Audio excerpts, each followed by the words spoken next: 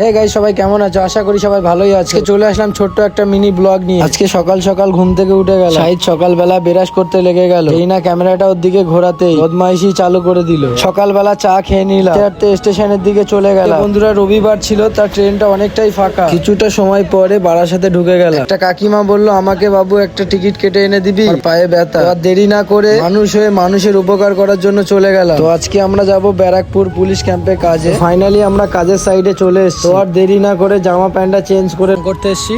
রংটা করি, তোমরা দেখো প্রচন্ড গরম, বুঝতেই পারছো।